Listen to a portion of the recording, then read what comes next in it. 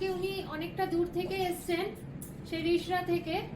তো কাটিং এর জন্য অনেকক্ষণ বসেছিলেন। আমার মানে উনাকে অনেক অনেক ধন্যবাদ দিতে হয় যে উনি এতক্ষণ বসেছিলেন, বসে কাটিং করলেন।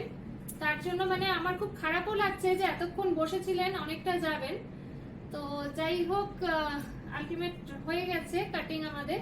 তো উনাকে একবার আমি জিজ্ঞেসও করে নেব যে আমাদের নিহারিকার কাটিং কেমন লাগলো। ভীষণ ভীষণ ভীষণ ভালো, মানে কিছু বলার নেই। আমি আগেই দেখেছিলাম রিলসের মধ্যে, তো দেখে তারপরে আমি ফোন করেছি, সেখান থেকে আমি আজকে অ্যাপয়েন্টমেন্ট নিয়ে এসেছি।